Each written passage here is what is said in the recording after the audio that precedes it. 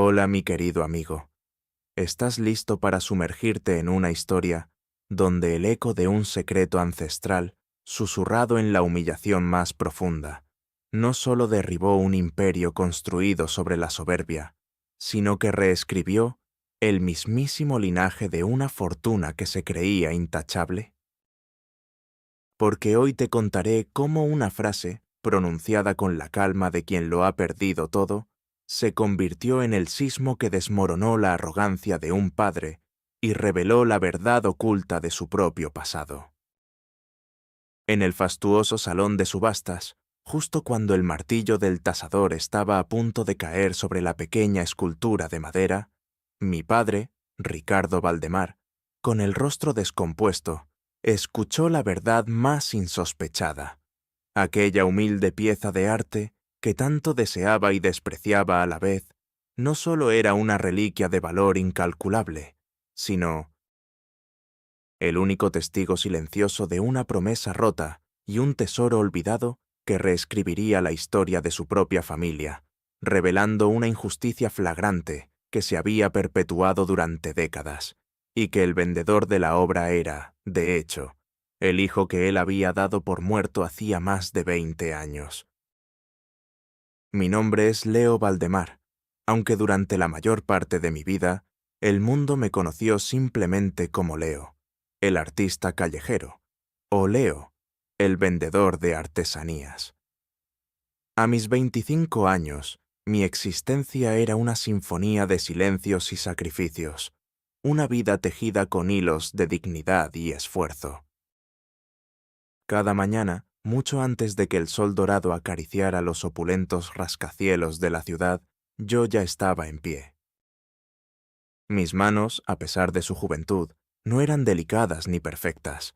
Estaban marcadas por el trabajo constante con la madera, por el roce de las gubias y las lijas, por las capas de barniz y las manchas de pintura que nunca se iban por completo, un testimonio silencioso de mi lucha diaria. La piel de mis nudillos se sentía ligeramente áspera, y mis uñas, aunque siempre pulcras, eran cortas y a menudo se rompían, una clara declaración de mi lugar en el mundo, el de quien crea con las manos mientras la opulencia se cierne a su alrededor, inalcanzable. Mi hogar, un modesto taller-apartamento de apenas 2 habitaciones en un barrio obrero, era un santuario de luz tenue y de la fragancia de madera y pintura, aunque pequeño y siempre amenazado por el impago del alquiler. Sus paredes, finas como el papel, dejaban filtrar los ruidos de la calle, el tráfico constante, los gritos lejanos de los niños jugando en la plaza. Dentro, sin embargo, el silencio era un refugio, un espacio de calma donde podía dar vida a mis creaciones y recordar los pocos y preciosos recuerdos de mi madre. Mi entorno inmediato eran los mercadillos de artesanías, las pequeñas galerías de barrio que apenas me daban una oportunidad, los parques donde exhibía mis obras, lugares donde la belleza se abría paso en medio de la precariedad, las miradas, las miradas que recibía. Eran puñaladas lentas que se clavaban en mi alma, especialmente cuando intentaba vender mis esculturas en alguna feria de arte más exclusiva. Los coleccionistas, vestidos con sus trajes impecables y sus aires de superioridad, me observaban con una mezcla de curiosidad superficial y un desprecio apenas velado. Bonito trabajo, joven, pero no es arte de verdad, es artesanía, murmuraban algunos, sus palabras ahogadas en falsos suspiros. No tiene la técnica, no tiene el linaje. Es un gasto, no una inversión para nuestras paredes, oía de otros, sus voces cargadas de juicio, como si mi origen humilde fuera una mancha indeleble que desfiguraba mi talento. El nudo en mi garganta se apretaba con cada una de esas interacciones, un dolor silencioso que resonaba en lo más profundo de mi ser, una punzada que me recordaba la cruda injusticia de un mundo que juzgaba sin conocer el corazón. A veces, algún marchante de arte, de esos que prometen descubrir talentos, Me prometía una exposición para luego desaparecer o pedirme una comisión tan alta que era imposible de pagar, riéndose de mi ingenuidad. Yo, con la misma inescrutable calma que había aprendido a forjar a golpes de realidad, me mantenía erguido, mi cuerpo menudo absorbiendo la brusquedad como la tierra absorbe la lluvia, dejando que la humedad de la humillación se filtrara hasta mis huesos. Soy invisible para ellos, solo un soñador, un advenedizo, pensaba a menudo, mientras mis manos, tan callosas y marcadas por el trabajo, se aferraban a mi pequeña escultura de un halcón, la joya más preciada que mi madre me había dejado, como al único objeto que aún me concedía un propósito tangible, una forma de seguir adelante, una resistencia silenciosa a su desprecio.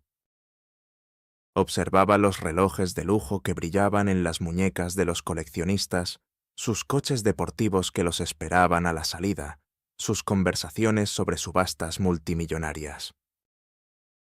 Y contrastaba esa opulencia visible con la precariedad oculta de mis propios bolsillos, siempre escasos, pero llenos del amor por mi madre y por el arte que ella me había legado. Mi alma se encogía un poco más con cada ostentación de riqueza, no por envidia, sino por la cruda injusticia de un mundo que valoraba las apariencias sobre la esencia, el brillo superficial sobre el mérito.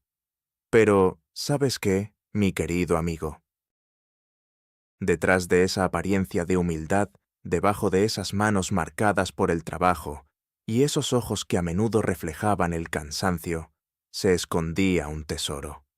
Un conocimiento profundo, un don ancestral, una pasión que mi madre, una mujer que lo había perdido todo, me había inculcado desde niño. Antes de que ella falleciera, antes de que la vida me trajera a la calle en busca de oportunidades, mi madre, una mujer sencilla pero con una mente brillante y un espíritu inquebrantable, me había enseñado la intrincada historia de los símbolos ancestrales de nuestra familia, los Valdemar, y el significado oculto de los códigos y las leyendas que mi abuelo paterno le había confiado. Yo había pasado mi infancia descifrando los secretos de viejos relatos, memorizando las formas de los símbolos y las historias de su procedencia. Poseía una memoria fotográfica para los detalles de las tallas, los engarces, los símbolos ocultos en las reliquias de nuestra familia, especialmente en una pequeña escultura de halcón que mi abuelo materno había tallado para mi madre cuando era niña. Era un experto en la autenticación de piezas históricas y, más aún, en la creación de arte que encarnaba esos símbolos, un don que había permanecido oculto, subestimado por un mundo que solo confiaba en las firmas famosas y las tasaciones de las grandes casas de subastas. Nadie sospechaba mi verdadero don, mi verdadera vocación, mi pasado ilustre en este campo. La gente, incluido mi propio padre, Ricardo Valdemar, me creía un artista sin rumbo, un huérfano más de la calle. Ricardo, el patriarca, se burlaba abiertamente de mi arte primitivo y de mi obsesión con la madera, sin saber que esa madera era la clave para desvelar su propia historia. Cuando el mundo, finalmente, viera lo que yo era, el impacto y la sorpresa serían devastadores. Los tasadores más prestigiosos, con toda su experiencia y sus diagnósticos complejos, se quedarían boquiabiertos, avergonzados de su propia ceguera y de su arrogancia. La idea de que el vendedor callejero era el portador de una sabiduría capaz de reescribir la historia de fortunas enteras y de desvelar la verdad sobre su propio hijo, sería una píldora amarga de tragar para muchos. Cada decisión que tomaba, cada preocupación que me carcomía, cada sentimiento que me invadía, cada observación del mundo a mi alrededor, todo se acompañaba de un monólogo interno que ocupaba mi mente, explorando las ramificaciones emocionales y estratégicas de mis pensamientos. ¿Debo seguir guardando este secreto? ¿Es mi deber proteger los recuerdos de mi madre y la verdad de mi identidad? ¿O es mi deber desvelar la verdad para que la justicia prevalezca, no solo para mí, sino para mi linaje, para el legado de mi abuelo? Las dudas me asaltaban con la fuerza de un río embravecido. Las ojeras bajo mis ojos eran el mapa de mis batallas nocturnas. Cuando un coleccionista me humillaba por el precio de mis obras, mi mente se debatía. Quiero gritarle que mi arte tiene un valor que él nunca entenderá, que mi valor no se mide en ceros en una cuenta bancaria, sino en la verdad de mi sangre. Pero si lo hago, ¿qué pasará? ¿Perderé mi sustento? ¿Qué será de mi vida si no puedo vender mi arte? La frustración me quemaba por dentro, una llama constante que amenazaba con consumirme. Pero la esperanza, esa pequeña y terca chispa que era la imagen de mi madre, y la visión de mi arte, siempre me recordaba el verdadero propósito de mi vida, la integridad, la justicia y el valor de la verdad. Por mi madre, por mi arte, por la justicia de lo que es correcto, debo aguantar, pero también debo actuar. La oportunidad llegará, y debo estar listo para desenterrar la verdad. La determinación se mezclaba con el cansancio, creando una mezcla agridulce que era el motor de cada uno de mis días. La audiencia debía sentir mi dolor, mi esperanza, mi frustración y mi inquebrantable determinación, porque eran el motor silencioso de mi existencia. Y en ese mundo de lujo y apariencias, existía un hombre que personificaba la arrogancia, el clasismo, la traición, la envidia, de la que él era objeto por la élite, lo que lo hacía más cruel, y el abuso de poder, Ricardo Valdemar. Un magnate de 50 y tantos, de cabellos plateados cuidadosamente peinados y un aire de superioridad que lo precedía. Era el patriarca de la poderosa familia Valdemar, cuyo imperio se extendía por el sector inmobiliario y las finanzas. Para él, el linaje, el dinero y la posición social lo eran todo. Yo, su propio hijo, Leo, había sido borrado de su vida, dado por muerto en un accidente años atrás, un evento que él había usado para librarse de un problema. Mi madre humilde. Su crueldad no era ruidosa, no, era un veneno lento, silencioso, que se manifestaba en pequeñas acciones diarias y en diálogos despectivos. Cada vez que pasaba por la plaza donde yo a veces exhibía mis esculturas, me miraba con ojos gélidos, sin reconocerme, pero con un desprecio generalizado por los simples artistas. «Qué pérdida de tiempo, padre», le oía decir a su hija, mi media hermana, Valentina, mientras pasaban por mi puesto. Esta gente debería buscar un trabajo de verdad, no hacer estas cosas. Su voz, pulcra y sin emoción, era una puñalada indirecta que se clavaba en mi alma. No había un solo día sin una queja velada, sin una mirada de desdén. Una mañana, Ricardo me encontró en una galería de barrio donde exponía, admirando mi escultura del halcón. «Joven», espetó con un tono de voz que hizo que el aire se congelara. «Esa pieza es curiosa, pero carece de la fineza de un verdadero maestro. Parece trabajo de un aficionado. No pierdas tu tiempo». El arte no paga las facturas. Su rostro se contorsionó en una mueca de asco, y no dudó en dar un empujón accidental a un pedestal cercano, haciendo que una de mis pequeñas esculturas de madera cayera al suelo, rompiéndose en pedazos, una manifestación deliberada de su crueldad y su desprecio por todo lo que yo representaba. Yo sentí un fuego helado en el pecho, pero me incliné lentamente, recogiendo los pedazos de madera. Mis manos temblaban imperceptiblemente, mientras mi monólogo interno gritaba: «Un día, Ricardo, un día te arrepentirás de la forma en que desprecias el arte, y a quienes lo crean. Un día sabrás que has despreciado a tu propia sangre». Al día siguiente, Ricardo me volvió a encontrar en un evento de caridad al que mi galería me había invitado. Estaba acompañado de su círculo más cercano, incluyendo a la elegante Valentina. «Ah, joven, ¿sigues por aquí?»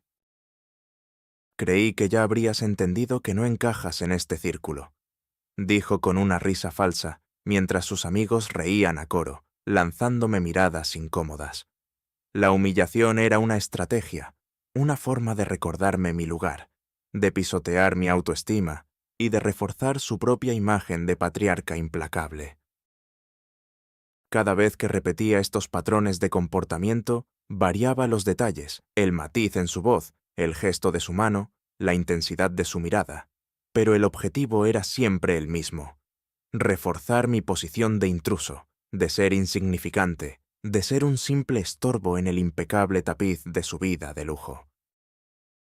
La caída de Ricardo, oh mi querido amigo, tenía que ser tan visceral y satisfactoria como el ascenso de mi espíritu, un acto de justicia poética que purificara el aire de su desprecio y redimiera su alma.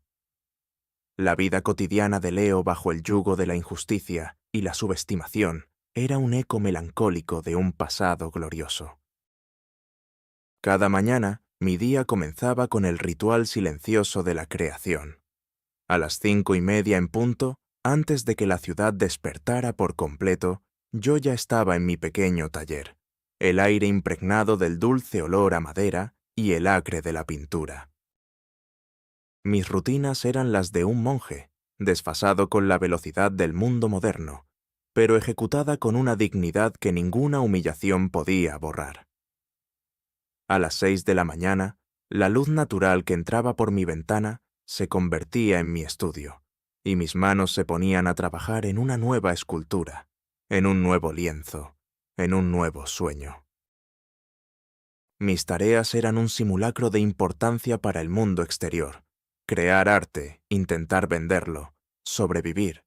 Recorría las calles con mi carrito lleno de esculturas, oyendo los comentarios al pasar de la gente sobre el arte sin nombre, los precios demasiado altos para ser de un desconocido, los dibujos de niños.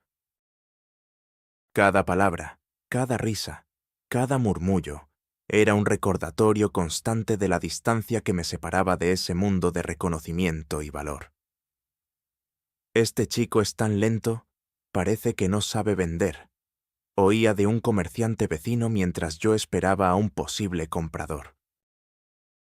Otra vez, una galerista de moda, con una sonrisa helada, se quejó directamente a un crítico de arte sobre la falta de originalidad en el arte callejero, una indirecta clara hacia mí y mis obras.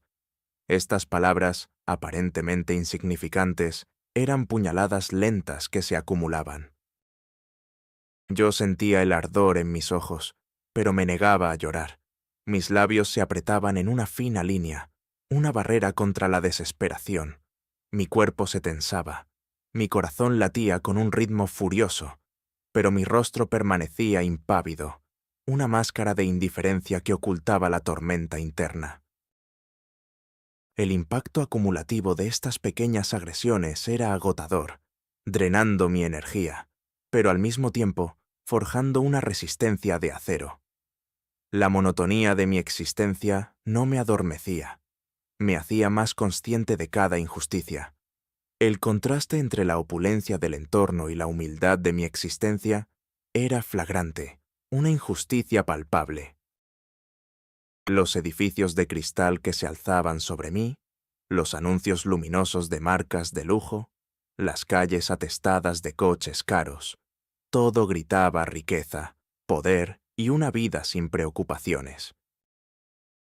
Yo, con mis manos marcadas por el trabajo y mi ropa sencilla, me movía como una pieza fuera de lugar en un museo de arte moderno, un objeto discordante en una obra de arte. Recordaba una vez que mi padre, Ricardo, me había visto desde su coche de lujo, sin reconocerme, pero con una mirada de hastío por la basura que se acumulaba en las calles. Su rostro, con un gesto de desprecio, se había alejado, llevándose consigo la última pizca de esperanza de ser reconocido. Yo sentí un fuego helado en el pecho, pero me incliné lentamente, mi voz un murmullo apenas audible, sintiendo el peso del recuerdo de mi madre sobre mí. La escena me persiguió durante días, una herida abierta en mi dignidad, una que ardía cada vez que pensaba en la injusticia que me había tocado vivir. Es un peso sobre mi alma, una injusticia que me ahoga, pensaba mientras repasaba mentalmente los símbolos secretos, grabados en la base de mi escultura del halcón. Pero mi amor por mi madre, mi herencia de sabiduría y la verdad de mi arte me daban una razón para resistir, un propósito que valía más que cualquier orgullo momentáneo. La semilla del cambio, mi amigo, germinó de la manera más dolorosa, del lugar más preciado para mí, mi propia dignidad y el legado de mi madre. La situación económica de mi galería era crítica, y la dueña, una mujer amable pero en apuros, me pidió que vendiera la escultura del halcón, mi obra más preciada, la que mi madre me había encargado antes de morir, una pieza que llevaba grabados los símbolos secretos de nuestra familia. Me rehusaba. Esta escultura era mi alma, mi conexión con mi madre, y con un pasado que ni siquiera yo entendía del todo. Un día, mi galería recibió una llamada inesperada. Era Ricardo Valdemar, mi padre. Había visto la fotografía de mi escultura del halcón en el catálogo de la galería. Se sentía inexplicablemente atraído por ella. Habló de su gran interés en adquirirla para su colección personal, sin saber que el artista era su propio hijo. Él quería la escultura, no por su valor estético real, sino por un detalle que él no podía identificar, pero que lo perturbaba. Mi galerista me lo contó con entusiasmo. Leo, es una oportunidad de oro, el mismísimo Ricardo Valdemar. Es tu momento. Mis manos se aferraron a la escultura del halcón, que mi madre me había entregado el día antes de morir. No era una pieza ostentosa. Su valor material era modesto, tasado en unos pocos miles de dólares, pero para mí era invaluable.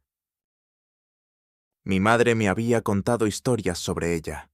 Leo, este halcón ha sido el guardián de nuestra familia durante generaciones.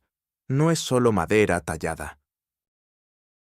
Es el testimonio de la resiliencia de nuestro linaje, de los secretos que guardaron, de las promesas que se mantuvieron, incluso en la oscuridad.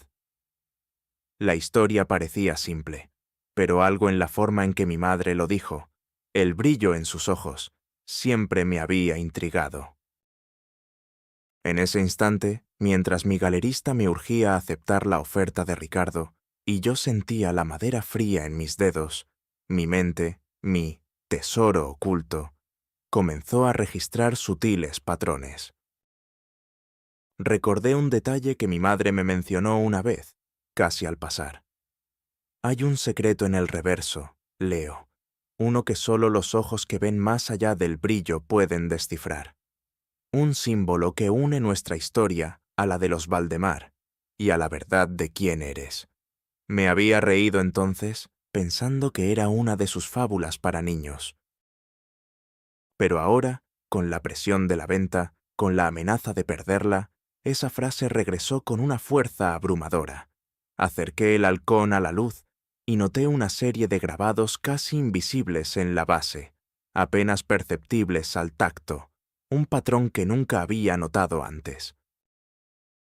Era una serie de pequeñas líneas y puntos, como un código diminuto, en un lugar donde la madera estaba ligeramente oscurecida por el tiempo. Y justo al lado, un pequeño engranaje diminuto, casi camuflado, que nunca había girado. Mi corazón dio un vuelco. No era solo un grabado, era una pista. La confirmación de que mi tesoro oculto, mi verdadera sabiduría, era más relevante que nunca. En ese instante, una chispa, una idea apenas formada, encendió mi mente. Mi conocimiento de los símbolos ancestrales y de los códigos secretos en las obras de arte, dormido por años, se agitó con una fuerza abrumadora. No es una coincidencia, pensé. Es el destino. La escultura de mi madre no es solo una obra de arte, es un mensaje. Y yo soy el único que tiene la llave para descifrarlo. Es mi historia. Es nuestra historia. La incredulidad inicial se mezcló con una punzada de esperanza tan intensa que casi me hizo llorar. Podría ser una ilusión, me dije. Pero, ¿y si no lo es? ¿Y si este es el momento de revelar la verdad, no solo de mi don, sino del verdadero valor de mi linaje, de mi propia existencia? La persistencia de la señal, la forma en que mi conocimiento ancestral se alzaba como la única solución al misterio del halcón, y la posibilidad de que mi padre estuviera involucrado, me obligaba a considerarlo. Mis pensamientos internos se desbocaron, una avalancha de preguntas y posibilidades. ¿Y si este era el momento para que mi don fuera reconocido, no por fama, sino por la justicia? ¿Y si mi secreto era la única forma de desmantelar esta injusticia y de que mi padre, Ricardo, enfrentara la verdad sobre mi madre y sobre mí? La sola idea me provocaba una mezcla de miedo y una excitación vertiginosa. Miedo a la confrontación con Ricardo, a su ira, a su desprecio si mi plan fallaba, a que me acusara de fraude, a que me negara. ¿Y si el mundo no me creía, a mí, el artista sin nombre? El ridículo, la humillación, podrían ser peores que mi situación actual. Pero también una emoción abrumadora ante la posibilidad de demostrar mi valía, de usar mi verdadero talento para algo significativo, de no dejar que la historia de mi vida se perdiera en el olvido y que el hombre que me había abandonado viviera en la ignorancia. Es hora de que el mundo sepa quién soy realmente. Por mi madre, por mi arte, por la justicia, debo intentarlo. La chispa de esperanza se convirtió en una llama voraz, una determinación férrea que me quemaba por dentro. No hay vuelta atrás. La verdad, Leo, siempre encuentra su camino. Y a veces se esconde en el corazón de una obra de arte. El proceso de mi transformación, de mi silenciosa metamorfosis de artista humilde a guardián de una verdad invaluable, fue un ballet meticuloso de investigación, preparación y una disciplina que creía haber perdido. Cada noche, después de que mi pequeña galería cerraba, mi modesto taller se transformaba en mi cuartel general de operaciones. Mi mesa de trabajo, cubierta con herramientas de tallado y pigmentos, ahora también albergaba viejos libros de arte antiguo que mi madre me había heredado, lupas de joyero y cuadernos llenos de mis propias anotaciones sobre los símbolos de la escultura del halcón y las historias de nuestra familia. No resumía. Cada paso era vital, cada descubrimiento una pieza crucial. Mi investigación comenzó por las bibliotecas universitarias, donde mi atuendo sencillo a menudo me ganaba miradas de desdén. Bajo la excusa de buscar recursos para proyectos de investigación artística, logré acceder a bases de datos históricas, archivos genealógicos de familias prominentes y artículos de revistas especializadas en simbología y arte ancestral. El polvo de esos viejos volúmenes, con su aroma a papel envejecido y conocimiento acumulado, se adhería a mis ropas, un contraste irónico con el olor a madera y pintura que me acompañaba durante el día. Pasaba horas allí, rastreando cada línea, cada nombre, cada detalle, buscando correlaciones entre la historia oficial de los Valdemar y los misterios que la escultura del halcón parecía guardar. Descubrí menciones de un ancestro Valdemar que a principios del siglo XX había estado involucrado en un turbio litigio por una mina de oro, un evento que la historia oficial de la familia había convenientemente borrado. El zumbido constante de mi vieja computadora, donde cruzaba datos y buscaba coincidencias entre los símbolos de nuestra familia y los emblemas antiguos de los Valdemar, se convirtió en la banda sonora de mis noches solitarias, hubo múltiples obstáculos. Mis manos, a pesar de su habilidad con la madera, temblaban más de lo que recordaba al manipular documentos delicados, y mi vista cansada a veces me dificultaba leer las pequeñas letras. Quizás soy demasiado ingenuo para esto, pensé. La frustración me invadió, una ola helada de desesperación. Sentí la tentación de abandonar, de dejar que la verdad se quedara enterrada para siempre. Pero la imagen de mi madre, su fortaleza ante la adversidad, reavivó mi determinación. Number no, me rendiré, me dije. Volví al día siguiente, con un café cargado, y me obligué a seguir, a entrenar mi mente, a desafiar la incertidumbre. Cada avance era seguido por un monólogo interno de alivio y una reevaluación estratégica. Esto es solo el comienzo. Ellos no saben lo que se les viene. Luego vino la observación secreta de mi propia escultura del halcón. Durante el día, mientras yo realizaba mis tareas de tallado o atendía a los pocos clientes de la galería, mis ojos no solo veían la belleza de la pieza, veían los puntos de referencia que mi madre me había descrito para encontrar el secreto. Con una pequeña lupa de joyero y unas herramientas diminutas, pasaba horas en la intimidad de mi taller, descifrando cada línea, cada punto, cada incisión en la base de la escultura. El ambiente en el taller era gélido por las noches, con el sonido del viento y el crujido de la madera bajo mis herramientas. El miedo me invadía a veces, el temor a romper la pieza, a que mi pequeño secreto fuera expuesto antes de tiempo a los ojos equivocados. Un paso en falso y todo se desmorona. Me recordaba, mi corazón latiendo como un tambor en mi pecho.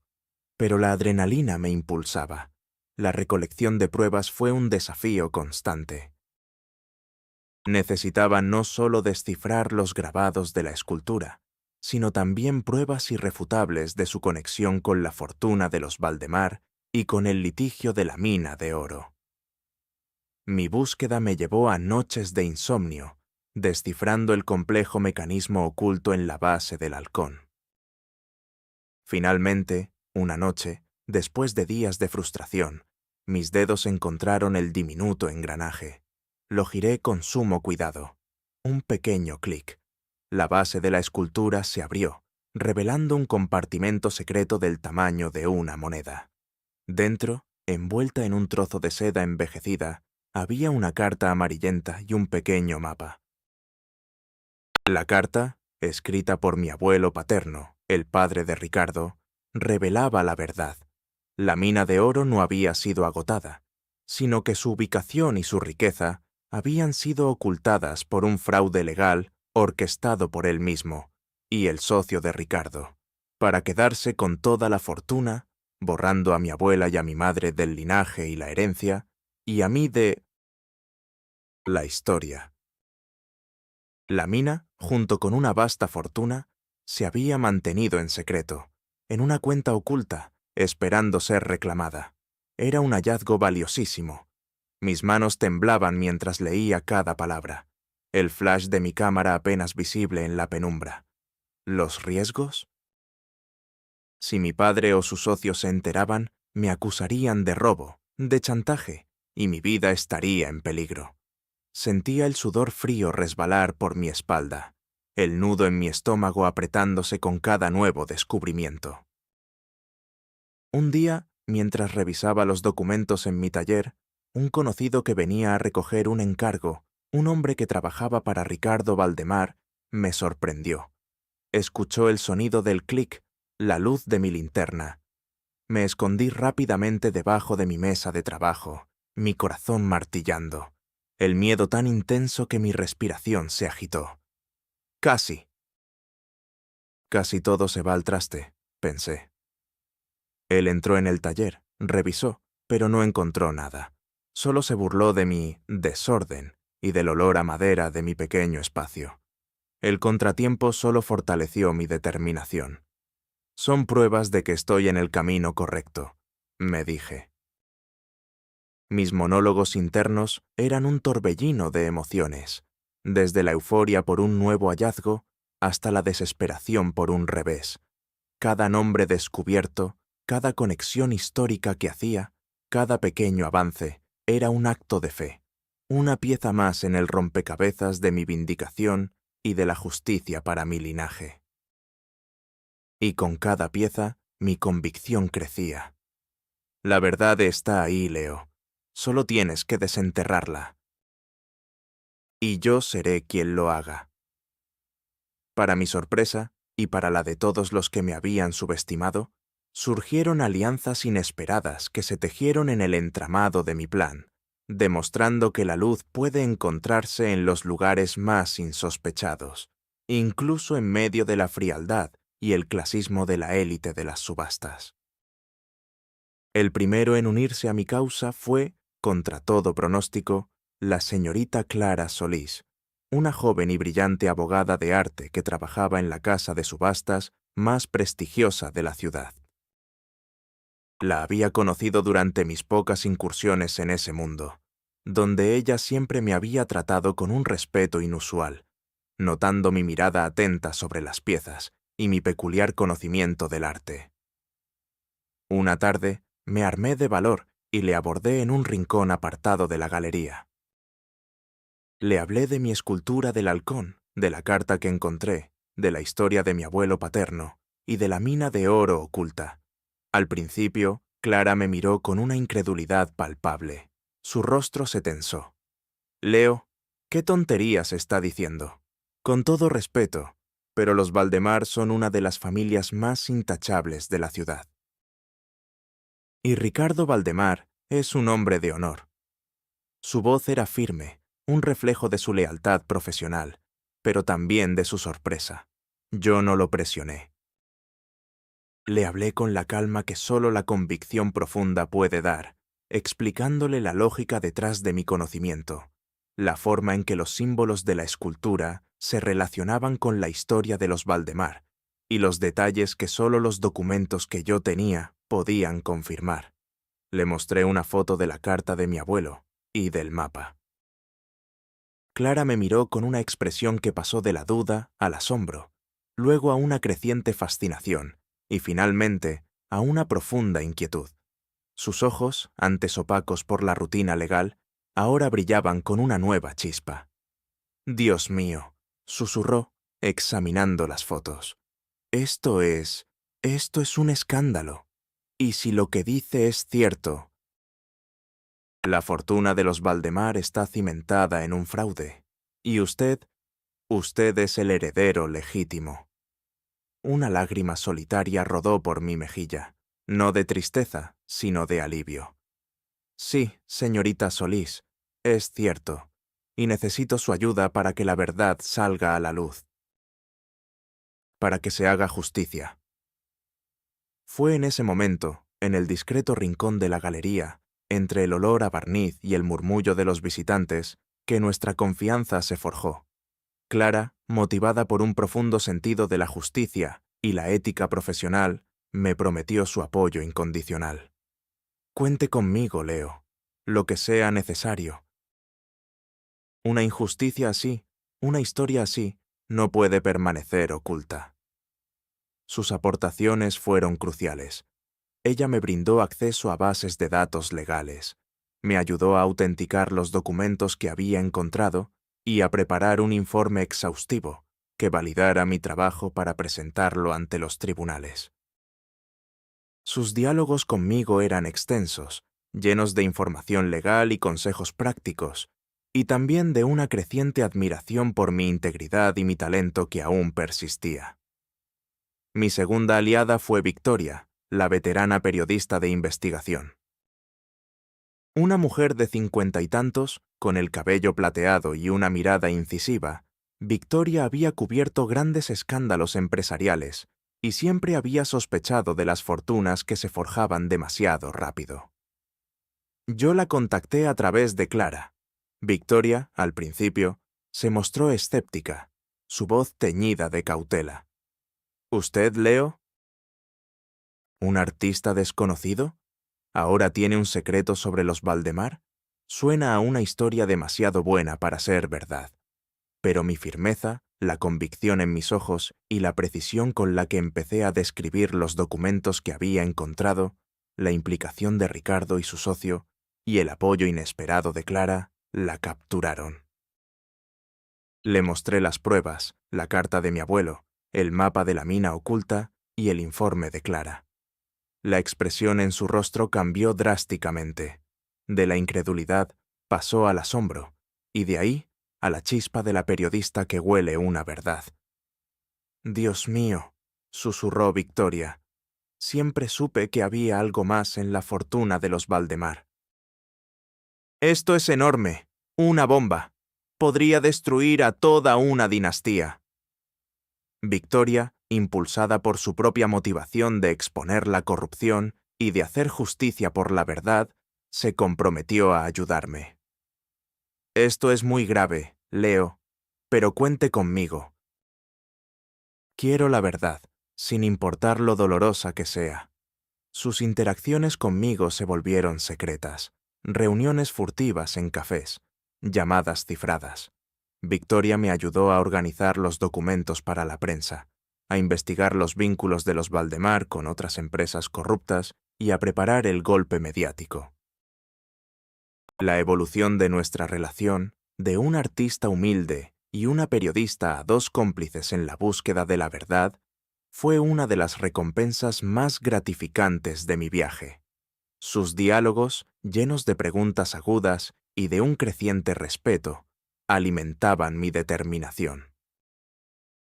A medida que mi investigación avanzaba y mis alianzas se consolidaban, la tensión en el imperio de Ricardo Valdemar se volvió palpable.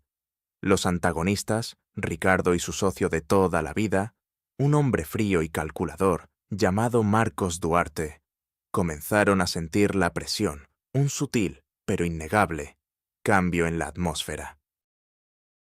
Habían notado mi presencia en el mundo del arte, la curiosidad de ciertos abogados y periodistas, y la creciente ansiedad de sus propios asesores, que ya no les daban respuestas tan tranquilizadoras sobre sus antiguos activos.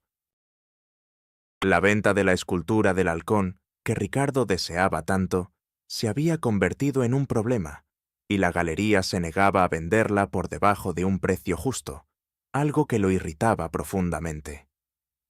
La primera confrontación menor llegó una tarde, cuando yo revisaba la escultura del halcón en la galería, preparando su exhibición.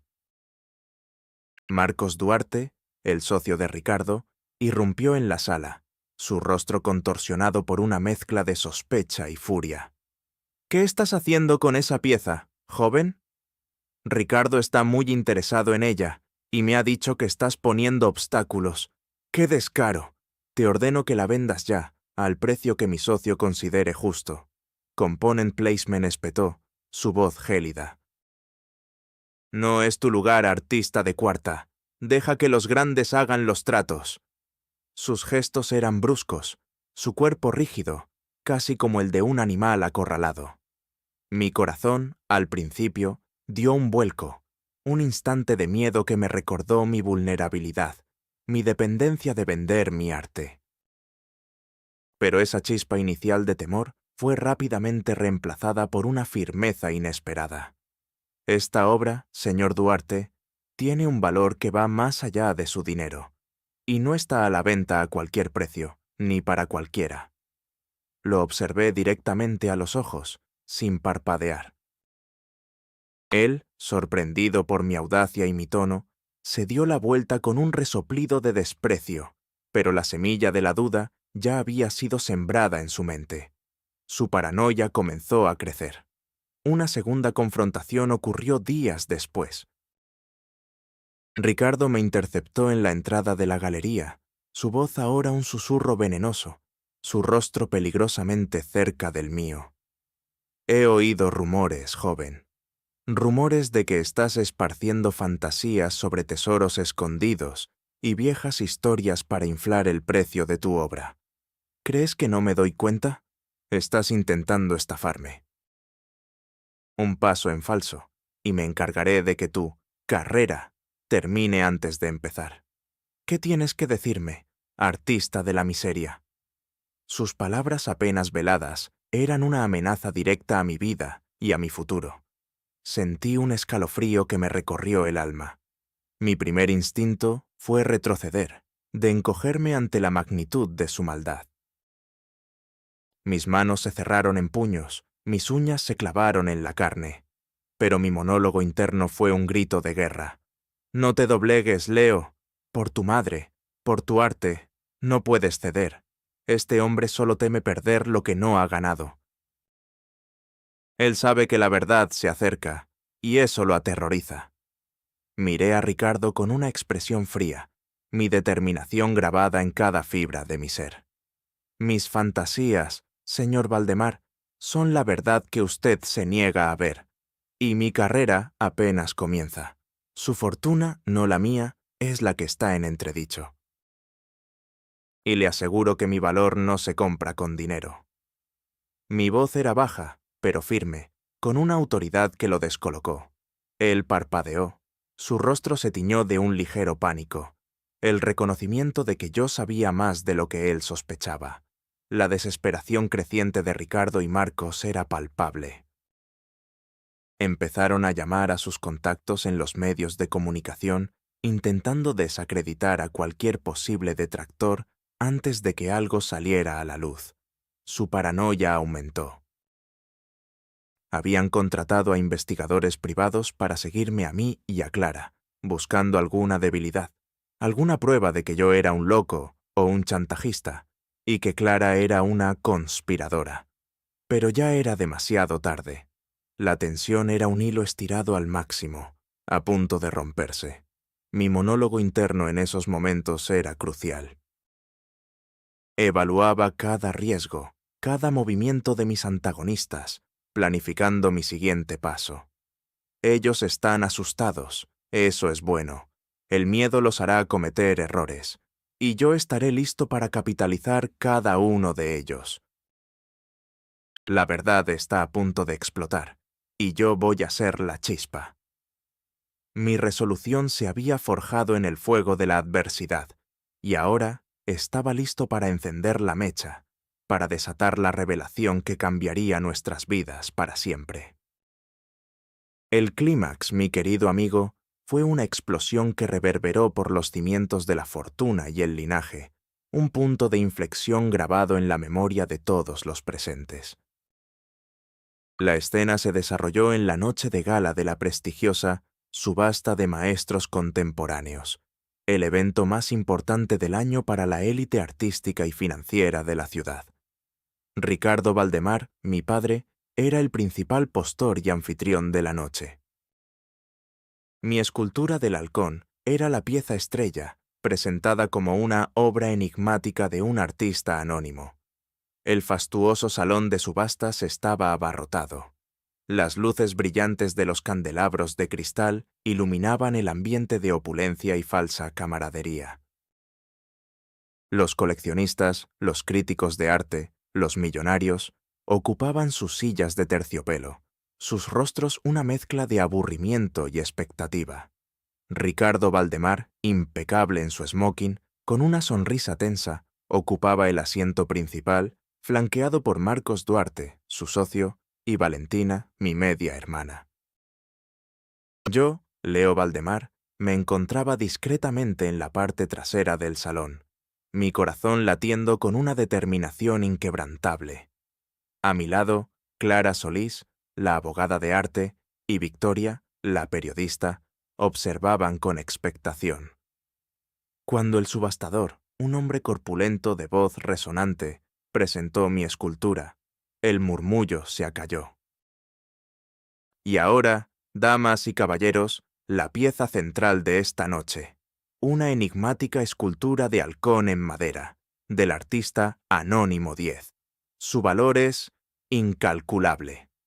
El subastador miró a Ricardo, quien asintió con una sonrisa de suficiencia, listo para hacer la primera puja, para adquirir la pieza que lo había obsesionado. Fue en ese momento. Con una serenidad que parecía sobrenatural en medio de la opulencia, me puse de pie lentamente, mi figura, modesta y sencilla, irradiando una autoridad silenciosa. Ricardo, molesto por la interrupción, me miró con fastidio. «Joven, ¿qué hace? No es su turno para ofrecer comentarios. Si quiere pujar, hágalo desde su asiento». «Con todo respeto, señor subastador, señor Valdemar», comencé, mi voz clara y firme, resonando en el vasto salón. «La obra que tienen ante ustedes no es de un artista, Anónimo 10. Es mía, y su valor no es el que ustedes creen. Su valor es el de una verdad oculta, de una vida borrada, de un linaje negado». La sala se quedó en un silencio sepulcral. Los ojos de Ricardo, Marcos y Valentina se abrieron con furia. Sus bocas se abrieron para protestar. Los coleccionistas y los críticos se miraron con confusión. «Mi nombre es Leo Valdemar», declaré, mi mirada fija en Ricardo. «Y no soy solo el artista, soy su hijo, Ricardo Valdemar. El hijo que usted dio por muerto hace más de 20 años, el que abandonó junto a mi madre, creyendo que su existencia mancharía su impecable fortuna». Acto seguido, con la ayuda de Clara Solís, quien activó discretamente un proyector, proyecté en las pantallas gigantes del salón una serie de imágenes. No eran gráficos de ventas, sino los documentos que encontré en la escultura, la carta de mi abuelo paterno, revelando el fraude de la mina de oro y el plan para borrar a mi madre del testamento, el mapa de la mina oculta y fotografías de mi madre conmigo, con mi abuela materna y con la propia escultura en sus manos. Luego, con la misma calma, me acerqué a la escultura del halcón. Ante los ojos asombrados de todos, giré el diminuto engranaje oculto en su base. Con un suave clic, el compartimento secreto se abrió. Saqué de él la carta original de mi abuelo, firmada con su puño y letra, y un pequeño medallón de plata, el mismo que él le había entregado a mi madre como un símbolo de una promesa de rectitud, un medallón que Ricardo le había arrebatado a mi madre antes de abandonarnos. «Este halcón», expliqué, mi voz vibrando con la verdad, «no solo es una obra de arte, es el testimonio de la verdad. La carta de mi abuelo paterno revela el fraude de la mina de oro que cimentó su fortuna, y el mapa indica su ubicación exacta». «¿Y este medallón?», levanté el medallón, «es el símbolo de la promesa de justicia y de la verdad de mi linaje. La mina de oro no se agotó, Ricardo. Su riqueza fue ocultada por usted y Marcos Duarte, para borrar a mi madre y a mí de la herencia familiar. Pero yo estoy aquí. Y la verdad ha salido a la luz». Cada palabra era un golpe, un martillo que destrozaba la fachada de los Valdemar y la de Marcos Duarte. Las reacciones fueron explosivas, en tiempo real, como una onda de choque. En la mesa, Ricardo se puso pálido. Su rostro se descompuso, sus labios temblaban, incapaces de formar palabras. La incredulidad se transformó en negación salvaje, luego en furia descontrolada. «Esto es una farsa, es un impostor, un chantajista. Seguridad. Marcos, haz algo». «Zrenia», gritó, su voz histérica, el sudor frío perlado en su frente. Marcos Duarte, a su lado, estaba tan blanco como un fantasma, sus ojos muy abiertos, su boca abierta por la sorpresa. Valentina, mi media hermana, se tapó la boca con las manos, sus ojos llenos de lágrimas, la verdad golpeándola. Los coleccionistas, los críticos y la prensa estaban atónitos. Sus ojos estaban muy abiertos, sus bocas ligeramente abiertas.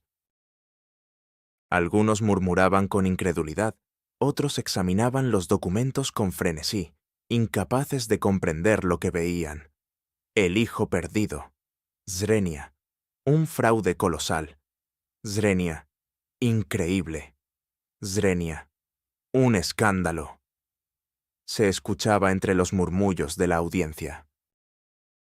El silencio ensordecedor que siguió a mi revelación fue roto por un coro de «¡Justicia!».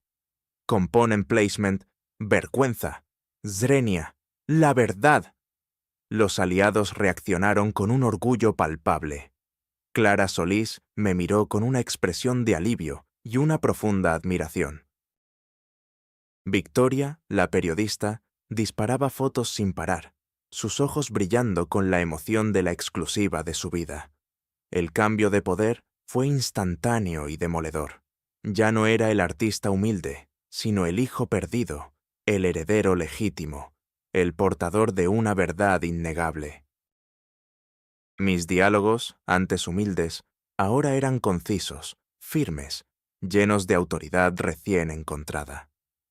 Valdemar, dije, mi voz tranquila pero cargada de poder. La verdad ha hablado. La fortuna de su familia ha sido desenmascarada, y la justicia, créanme, prevalecerá. La herencia no se comprará en una subasta, sino que será restituida a sus legítimos dueños, y yo, su hijo, seré el primer testigo de su caída. En ese preciso instante, varias personas uniformadas de la Fiscalía y la Policía, alertadas por Victoria y Clara Solís, entraron al salón. Se dirigieron directamente a Ricardo Valdemar y Marcos Duarte. Los flashes de las cámaras estallaron con una intensidad cegadora. El caos se desató en el salón, un torbellino de gritos, empujones y el sonido seco de las esposas. Ricardo Valdemar y Marcos Duarte, con los rostros desfigurados por el terror y la rabia, fueron escoltados fuera del salón. Su humillación pública, total. Valentina, mi media hermana, se quedó, con lágrimas en los ojos, mirándome con una expresión de dolor y arrepentimiento. La vindicación era mía. Había ganado. La caída de Ricardo Valdemar y Marcos Duarte fue una espiral descendente, tan brutal como satisfactoria, mi querido amigo. Un eco visceral de su propia arrogancia, clasismo y traición. Lo que comenzó como un intento desesperado por mantener una farsa, se transformó rápidamente en una cascada de consecuencias legales, sociales y profesionales que los arrastraron al abismo del descrédito más absoluto. Las imágenes de sus rostros desfigurados por el terror y la furia, mientras eran esposados y escoltados fuera del salón de subastas, se reprodujeron incansablemente en todos los noticieros y periódicos del mundo. Sus nombres, que antes eran sinónimo de elegancia y poder, se convirtieron en sinónimo de fraude histórico, abandono familiar y desprecio humano. Las investigaciones se expandieron más allá de la mina de oro. La Fiscalía, impulsada por la contundencia de mis pruebas, la carta de mi abuelo, el mapa, el medallón, el testimonio de Clara Solís y Victoria, descubrió una intrincada red de ocultamiento de activos, evasión fiscal y manipulación de registros históricos que Ricardo y Marcos habían orquestado durante décadas para ocultar la verdadera procedencia de su fortuna y para borrar la existencia de mi madre y la mía. Se revelaron tratos turbios en otras propiedades y fundaciones donde tenían influencia, un imperio de engaño construido a base de su avaricia desmedida y su sed de mantener una imagen impoluta. Se abrieron juicios en múltiples jurisdicciones. Los que habían sido los intocables pilares de la sociedad se vieron arrastrados por el fango de los tribunales, sus nombres mancillados en cada titular, sus reputaciones pulverizadas en la arena pública. Los bienes de Ricardo Valdemar y Marcos Duarte fueron incautados, sus cuentas bancarias congeladas, sus lujosas propiedades y colecciones de arte embargadas para compensar los daños causados por el fraude y para garantizar la restitución de la fortuna oculta. La mina de oro fue reabierta bajo la supervisión de un consorcio ético, y sus ganancias se destinaron a la filantropía y a la restitución a las comunidades afectadas por el fraude. De la opulencia más descarada pasaron a la más humillante precariedad. Ricardo Valdemar y Marcos Duarte fueron condenados a prisión por sus crímenes, y su nueva realidad era la de una celda compartida, el uniforme monótono, la comida insípida y el desprecio de los demás reclusos, quienes los reconocían de la televisión y se mofaban de su caída. Su arrogancia se derrumbó por completo, reemplazada por una desesperación visceral. Se los vio en la calle, despojados de su poder, sus rostros demacrados, sus cuerpos encorvados por el peso de la vergüenza. De las figuras imponentes y pulcras no quedaba más que una sombra, un espectro de su antiguo yo. Los que antes los reverenciaban y los adularon, ahora los evitaban, les daban la espalda, los borraron de sus vidas como si nunca hubieran existido. Su red de apoyo se desintegró, dejando al descubierto la fragilidad de su poder construido sobre la mentira y el clasismo. La humillación pública fue su cárcel, la soledad su castigo. La bancarrota de su alma era infinitamente más profunda que la de sus finanzas, una ruina que ninguna cantidad de dinero podía reparar, ni todo el poder del mundo podía ocultar. Mientras Ricardo y Marcos se hundían en el abismo de sus propias fechorías, mi vida, la de Leo Valdemar, ascendía de las sombras hacia una luz resplandeciente, un triunfo que superó mis sueños más audaces. No fue un ascenso impulsado por la venganza, sino por la vindicación, la sanación y el inquebrantable deseo de reconstruir un legado basado en la compasión, la verdad y la justicia. El éxito no era solo mío, era de Clara Solís, de Victoria, de mi madre, en espíritu, de todos los que habían creído en la verdad y en el valor de una historia silenciada. Mi nuevo estatus profesional fue meteórico. La historia del hijo perdido que desveló el fraude ancestral se hizo viral, conmoviendo a millones y provocando un intenso debate sobre la historia, la ética y la restitución.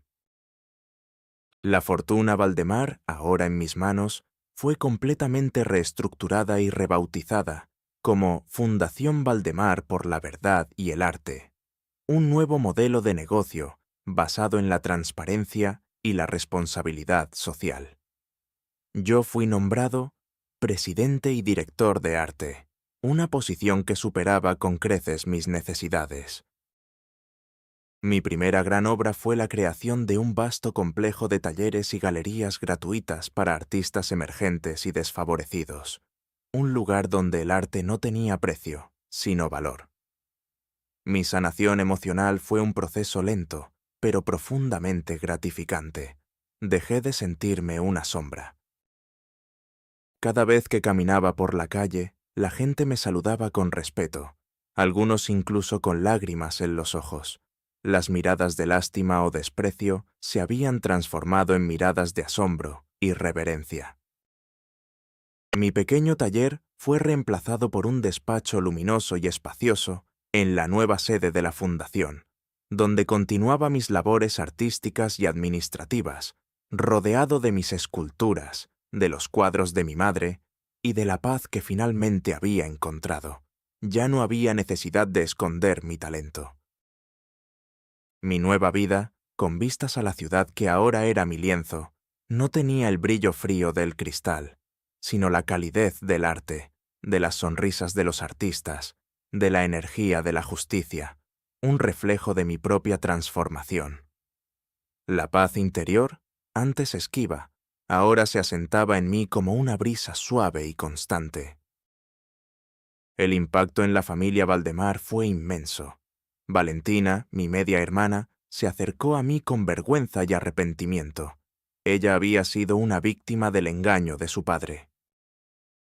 Me pidió perdón y se unió a la fundación, dedicando su vida a la justicia social y al arte, encontrando en mí y en la fundación una nueva familia, una familia elegida basada en valores reales. Mi nueva posición me permitió trascender el éxito personal para abrazar un propósito mayor, la filantropía y el legado. La Fundación Valdemar por la Verdad y el Arte, creada con la fortuna recuperada y los nuevos proyectos éticos, se dedicó a la restauración de obras de arte olvidadas, a la preservación de las tradiciones artísticas ancestrales y a programas de desarrollo económico sostenible para comunidades de artistas marginados. Lanzamos programas de becas para jóvenes talentos que querían estudiar arte, historia del arte y gestión cultural, asegurando que la belleza no se perdiera y que las injusticias del pasado no se repitieran. La fundación se convirtió en un faro de esperanza, un lugar donde se creaban oportunidades y se inspiraban cambios positivos en la sociedad a una escala global. Tuve reencuentros significativos. Un día, en un evento benéfico organizado por la Fundación, me encontré con antiguos coleccionistas y críticos de arte que me habían despreciado. Me miraron con vergüenza, admiración y un profundo arrepentimiento. «Leo», dijo uno de ellos, su voz apenas un susurro. «Nunca vimos tu genio. Perdónanos». Yo les sonreí, una sonrisa genuina, sin rencor. «El verdadero valor del arte reside en la verdad que revela», les respondí. Los dueños de galerías que me habían desestimado ahora buscaban mi consejo y colaboración para sus exhibiciones. Incluso el guardia de seguridad de la subasta, que me había visto humillado, ahora me saludaba con una profunda inclinación de cabeza y una sonrisa sincera.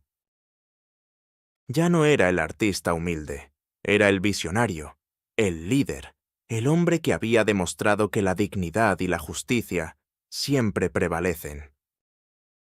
Y así, mi querido amigo, la historia de Leo Valdemar y la escultura del halcón se convirtió en un faro, un testimonio imperecedero de que la verdadera dignidad no reside en las apariencias ni en el poder adquirido de forma ilegítima, sino en la integridad del espíritu y la valentía de enfrentar las sombras del pasado. La lección de vida aprendida, grabada en cada obra de arte de la Fundación Valdemar y en cada vida tocada por su generosidad, resonó con cada nueva oportunidad creada, con cada injusticia reparada. Demostró, una vez más, que el verdadero valor de una persona no se mide por su posición social o su riqueza, sino por la profundidad de su arte, la fortaleza de su carácter y la capacidad de ver la verdad donde otros solo veían un simple vendedor. El legado duradero de Leo, el artista de la verdad, trascendió su propia existencia. Él, que había sido una sombra, se convirtió en la luz que iluminó la oscuridad de la incomprensión y la ignorancia. Ricardo Valdemar, el magnate arrogante, se desvaneció en el olvido y la deshonra. Su historia fue un testimonio viviente de que, a veces, la voz más poderosa surge del rincón más humilde y olvidado, y que el verdadero progreso comienza cuando nos atrevemos a limpiar no solo el polvo de los muebles, sino las manchas inmundas de la injusticia que se incrustan en el alma misma de una familia, de una sociedad, de una fortuna. Y así, la Fundación Valdemar por la Verdad y el Arte se convirtió en un faro de esperanza global, un ejemplo de cómo la perseverancia, la compasión y la inquebrantable búsqueda de la verdad pueden, de hecho, cambiar el mundo, una obra de arte a la vez.